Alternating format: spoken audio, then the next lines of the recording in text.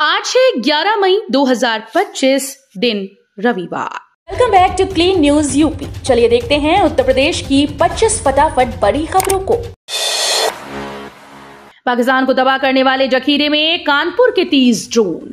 पाकिस्तान को तबाह करने के लिए तैयार भारतीय सेना के जखीरे में कानपुर के भी 30 ड्रोन शामिल हैं। ये ड्रोन सर्वेलांस हथियारों को पहुंचाने, छोटे छोटे हमलों को कारगर बनाने में सक्षम हैं। साथ ही दुश्मन के रडार को भी चकमा देने में माहिर हैं। इन्हें IIT कानपुर में एरोस्पेस इंजीनियरिंग विभाग के वैज्ञानिकों और युवा एंटरप्रेन्योर्स ने विकसित किया। अभी तक गुजरात, राजस्थान, पंजाब, जम्मू कश्मीर में हुए पाकिस्तान के हमले या जवाबी कार्रवाई में कानपुर के ड्रोन का इस्तेमाल हुआ है या नहीं, ये कहा नहीं जा सकता। नेपाल सीमा से सटे यूपी के जिलों में बड़ी कार्रवाई, बंद कराए गए 150 से अधिक अवैध मदरसे। भारत नेपाल से सटे जिलों में 150 से अधिक अवैध मदरसों के खिलाफ कार्रवाई की गई।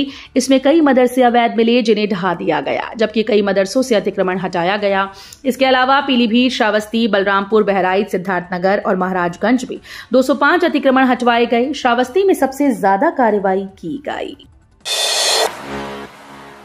यूपी के इन जिलों में हाई अलर्ट, शुरू हो चुका है चेकिंग अभियान, खुफिया एजेंसीज हुई एक्टिव। भारत पाकिस्तान के बीच बढ़ते तनाव के मद्देनजर उत्तर प्रदेश के कई जिलों में सुरक्षा व्यवस्था को हाई अलर्ट पर रखा गया।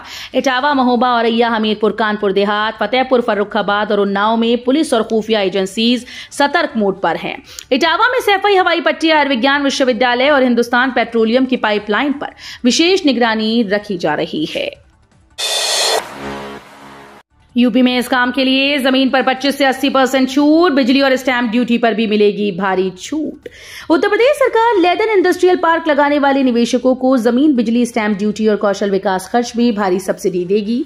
1000 लोगों को रोजगार देने पर बिजली बिल में प्रति यूनिट 2 रुपए कम देने होंगे। जमीन पर 25 से 80% तक छूट अलग से मिलेगी। कार्ड धारकों को बड़ी राहत, कोटेदारों के पास एक साथ 3 महीने का पहुंचेगा राशन। केंद्र सरकार ने कार्ड धारकों को बड़ी राहत दी है। कार्ड धारकों को राशन मिलने में कोई परेशानी ना हो, इसको लेकर कोटेदारों को अब एक साथ 3 महीने का राशन उठान करने के आदेश जारी किए गए। सीडीओ और प्रभारी RFC प्रखर कुमार सिंह ने शुक्रवार को मंडलीय अफसरों के साथ तैयारियों को लेकर बैठक की। एक साथ राशन का उठान किस तरह से किया जाएगा और कितने वाहन बढ़ाने होंगे, इन सभी बिंदुओं पर चर्चा की गई। वृंदावन क्षेत्र में कृष्णलोक नामक थीमेटिक पार्क की घोषणा, वेस्ट टू वंडर मिशन तहत होगा निर्माण। उत्तर प्रदेश के नगर विकास विभाग ने मथुरा वृंदावन क्षेत्र में कृष्णलोक नामक एक अद्वितीय थीमेटिक पार्क की घोषणा की, जो न केवल भगवान श्री कृष्ण के जीवन प्रसंगों को जीवंत करेगा, बल्कि कचरे से निर्मित रचनाओं के जरिए सतत विकास का भी संदेश देगा। एक आधिकारिक बयान में ये जानकारी दी गई। बयान में कहा गया कि ये भव्य प्रोजेक्ट मुख्यमंत्री वैश्विक नगरोदय योजना के अंतर्गत मुख्यमंत्री योगी आदित्यनाथ के मार्गदर्शन में शुरू किया गया। नोएडा एयरपोर्ट पर बनेगा इमरजेंसी एग्जिट गेट, अथॉरिटी के बड़े फैसले को मिला किसानों का साथ। नोएडा इंटरनेशनल एयरपोर्ट को एरोड्रम लाइसेंस जारी करने के लिए नागर विमानन महानिदेशालय व bureau of civil aviation safety की टीम्स के दौरे से पहले सुरक्षा से जुड़े सभी निर्माण कार्य पूरे किए जा रहे हैं। सुरक्षा के लिए बेहद अहम इमरजेंसी निकास के द्वार और सड़क बनाई जानी है। स्थानीय प्रशासन और प्राधिकरण ने मिलकर द्वार और सड़क बनाने के लिए आवश्यक जमीन देने को दस्तमपुर गांव के किसानों से वार्ता कर सहमति कर ली है। निर्माण एजेंसी ने इस पर काम शुरू कर दिया है। सुरक्षा मानकों को पूरा करने के लिए एयरपोर्ट के मुख्य द्वार के अलावा पूर्वी दिशा में एक आपातकालीन निकास द्वार बनाए जाने के DGCA ने निर्देश दिए हैं। IIT कानपुर बनाएगा सेना के लिए शक्तिशाली ड्रोन, बढ़ेगी भारत की मारक क्षमता। भारत पाकिस्तान के बीच चल रहे तनाव के बीच IIT के विज्ञानी सेना के लिए 2 अत्यधिक शक्तिशाली ड्रोन तैयार करने जा रहे हैं। रक्षा मंत्रालय ने इनकी तकनीक और क्षमता के बारे में जानकारी ली। इसके साथ ही संस्थान ने 2 ड्रोन तैयार करने का प्रस्ताव भेजा। इनका ट्रायल मई के अंतिम सप्ताह में किया जाएगा। यहां से सेना को पहले ही 30 ड्रोन उपलब्ध कराए जा चुके हैं। यूपी के इंटर कॉलेजेस में आने वाली है आउटसोर्स कर्मचारी बंपर भर्ती। उत्तर प्रदेश सरकार के द्वारा प्रदेश के अलग अलग राजकीय इंटर कॉलेज और हाई स्कूल विद्यालयों में आउटसोर्स कर्मचारी की भर्ती का फैसला लिया गया। उत्तर प्रदेश में अलग अलग राजकीय इंटर कॉलेज में रिक्त पड़े 4th श्रेणी कर्मचारी के पदों पर अब आउटसोर्स कर्मचारी की भर्ती की जाएगी। ये भर्ती पहले से हो रहे उत्तर प्रदेश असहायकीय विद्यालयों की तरह ही की जाएगी। सीएम योगी ने किए रामलला के दर्शन, जानी मंदिर निर्माण की प्रगति। सीएम योगी आदित्यनाथ अयोध्या पहुंचे। उन्होंने सबसे पहले हनुमंत लला के दरबार में हाजिरी लगाई। इसके बाद राम मंदिर जाकर रामलला के चरणों में अपनी श्रद्धा अर्पित की। रामलला की आरती उतारी। उन्होंने मंदिर निर्माण के लिए चल रहे कार्यों को देखा। कार्यदायी संस्था के इंजीनियर्स ने उन्हें निर्माण कार्यों की प्रगति बताई। राम मंदिर में विराजित होगी लक्ष्मण की मूर्ति। 30 मई को होगी प्राण प्रतिष्ठा। राम मंदिर में एक बार फिर से प्राण प्रतिष्ठा समारोह की तैयारियां चल रही हैं। इस बार शेषावतार मंदिर, सप्त मंडपम व परकोटा के मंदिरों में विराजमान होने वाली मूर्तियों की प्राण प्रतिष्ठा होनी है। प्राण प्रतिष्ठा समारोह 3 से 5 मार्च तक होगा। 5 मार्च को गंगा दशहरा पर सभी मंदिरों में एक साथ मूर्तियों की प्राण प्रतिष्ठा होगी। परकोटा और सप्त मंडपम की मूर्तियां मंदिरों के आसन पर विराजमान हो गई हैं।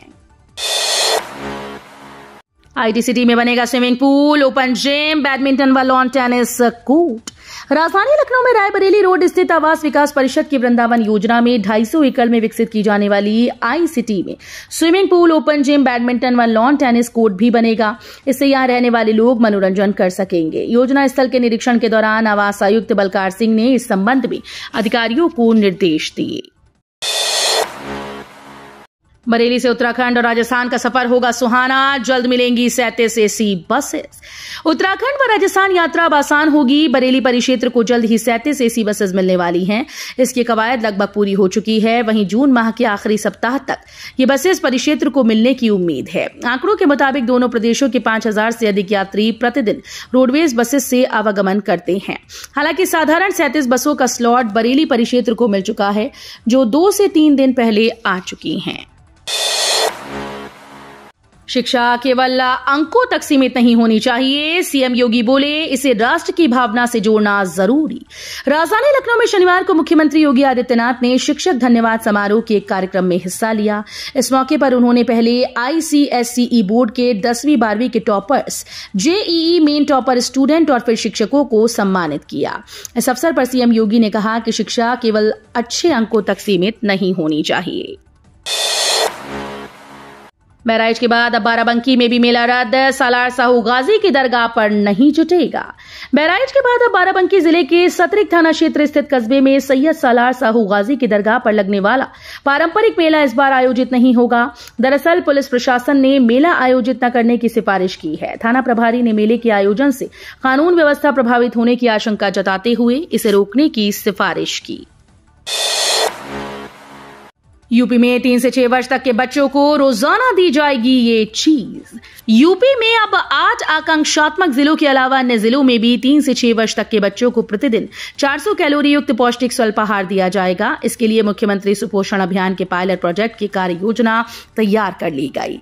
मुख्यमंत्री योगी आदित्यनाथ ने इस पायलट योजना के लिए बाल कुपोषण को जड़ से खत्म करने और खाद्य सुरक्षा सुनिश्चित करने के लिए महत्वपूर्ण कदम माना है। इस अभियान के तहत पहले प्रदेश के सभी 8 आकांक्षात्मक जिलों में 3 से 6 वर्ष की आयु के बच्चों को प्रतिदिन 400 कैलोरी और 15 से 20 ग्राम प्रोटीन युक्त स्वल्पाहार उपलब्ध कराया जाएगा। साइबर अपराध बढ़ा, बड़ी कंपनीज हो रही हैं। अखिलेश यादव बोले, देश की सुरक्षा दांव पर। समाजवादी पार्टी के राष्ट्रीय अध्यक्ष अखिलेश यादव ने कहा कि साइबर क्राइम का अपराध निरंतर बढ़ रहा है, जिससे बड़ी से बड़ी कंपनीज हैक हो रही हैं और आम आदमी ठगा जा रहा है।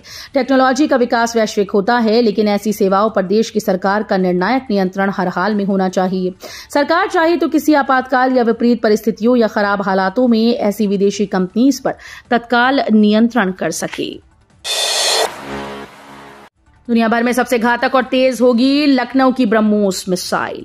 लखनऊ के डिफेंस कॉरिडोर में बनने जा रही ब्रह्मोस नेक्स्ट जेन की होगी। इसकी वर्तमान ब्रह्मोस से कहीं ज्यादा क्षमता होगी। साथ ही दुनिया के सबसे घातक मिसाइल में शीर्ष पर होगी। डिफेंस कॉरिडोर सरोजनी नगर में ब्रह्मोस मिसाइल की फैक्ट्री तैयार है। आज इसका उद्घाटन होना है। पाकिस्तान से तनाव बढ़ने के बाद रक्षा मंत्री राजनाथ सिंह ने फिलहाल दौरा रद्द कर दिया है। वर्चुअल तौर पर वो नई दिल्ली से फैक्ट्री का उद्घाटन करेंगी।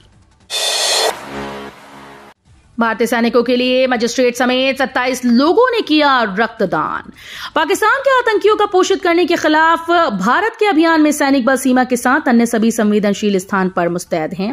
ऑपरेशन सिंदूर के तहत भारतीय सेना ने पाकिस्तान में 1 दर्जन से अधिक आतंकी अड्डों को तबाह किया, तो बौखलाहट में पाकिस्तानी सेना भारत में रिहायशी इलाकों को निशाना बना रही है। उनके हमलों को भी भारतीय सेना बेकार करने में लगी है। इन सैनिकों की मदद के लिए देश भर में अभियान चलाया जा रहा है, जिसमें लोग बढ़ चढ़कर भाग ले रहे हैं। इसी क्रम में शनिवार को मेडिकल कॉलेज व पुवाया में न्यायालय परिसर में आयोजित रक्तदान शिविर में मजिस्ट्रेट समेत 16 लोगों ने सैनिकों के लिए रक्तदान किया। डीएनडी पर अब नहीं देना होगा टोल। नोएडा दिल्ली आने जाने वालों को सुप्रीम कोर्ट ने दी बड़ी खुशखबरी। नोएडा डायरेक्ट फ्लाईवे का निर्माण करने वाली company Noida toll bridge company limited की पुनर्विचार याचिका सुप्रीम कोर्ट ने खारिज कर दी है। 20 दिसंबर को सुप्रीम कोर्ट ने डीएनडी टोल फ्री रहने के हाई कोर्ट के आदेश को बरकरार रखा था। यूपी पुलिस भर्ती परीक्षा, मेडिकल परीक्षण में हुआ करोड़ों का खेल, सीसीटीवी फुटेज से खुलेंगे राज। उत्तर प्रदेश पुलिस भर्ती परीक्षा 2023 के अभ्यर्थियों के मेडिकल परीक्षण में करोड़ों रुपए का खेल हुआ। इसका राज सीसीटीवी कैमरों की फुटेज खोलेगी। इसमें दिखने वाले अभ्यर्थियों से पुलिस पूछताछ करेगी। लिखित और शारीरिक परीक्षा उत्तीर्ण करने के बाद सबसे अंत में अभ्यर्थियों का मेडिकल परीक्षण कराने के निर्देश थे। अन्नदाता की मौज, ग्रेटर नोएडा में इन 6 गांव के किसानों को जल्द मिलेंगे आबादी वाले प्लॉट। ग्रेटर नोएडा प्राधिकरण ने जमीन अधिग्रहण से प्रभावित 6 गांव के बचे हुए किसानों को आबादी के प्लॉट देने की तैयारी शुरू कर दी। पात्रता तय करने के लिए सूची प्रकाशित कर आपत्ति मांगी है। इसके बाद पात्रता का निर्धारण कर आगे की प्रक्रिया शुरू कर दी जाएगी। दरअसल विकास परियोजनाओं के लिए जमीन अधिग्रहण की एवज में किसानों को 6% आबादी के प्लॉट देने का प्रावधान है। यूपी के शहर में 823 करोड़ की लागत से बिछेगी नई सीवर लाइन, शासन ने दी हरी झंडी। नवशहरी क्षेत्र में जल निकासी सबसे बड़ी समस्या बनी हुई है। वहीं पुराने वार्डों में सीवर ओवरफ्लो की समस्या है। वहीं गंगा घाटों के किनारे के कई मोहल्लों में सीवर पूरी तरह से ध्वस्त हो गया। इसके कारण सीवर ओवरफ्लो स्थायी समस्या बनी हुई है। इसे देखते हुए निगम ने प्रथम चरण में 18 पुराने वार्डों में 823 करोड़ रुपए की लागत से नई पाइपलाइन बिछाने का निर्णय लिया है। यूपी में 44 साल बाद निपटाया केस, न तुम जीते न हम हारे के आधार पर किया समझौता। यूपी के आगरा में एक अजब मामला देखने को मिला। 44 साल पुराने केस का ऐसा अंत हुआ कि हर कोई हैरान रह गया। 44 साल से लंबित मुकदमे में न तुम जीते न हम हारे की तर्ज पर दोनों पक्षों ने आपसी सहमति से समझौता कर अदालत में प्रस्तुत किया। अपर जिला जज महेश चंद्र वर्मा ने समझौता स्वीकार कर पत्रावली दाखिल दफ्तर करने के आदेश दिए। केंद्रीय कर्मचारियों को डीए पर लगेगा झटका, दूसरी छमाही के लिए मिल रहे संकेत। देश के केंद्रीय कर्मचारी अगली छमाही यानी जुलाई से दिसंबर तक की अवधि के लिए महंगाई भत्ते और महंगाई राहत का इंतजार करने लगे हैं। ये इंतजार इसलिए भी क्योंकि पहली छमाही के दौरान कर्मचारियों के भत्ते में मामूली बढ़ोतरी हुई। वर्तमान में कर्मचारियों का भत्ता 55% है। तो ये थी आज की 25 फटाफट बड़ी खबरें। अगर आपको न्यूज पसंद आई हो तो वीडियो को लाइक और शेयर जरूर करें। धन्यवाद।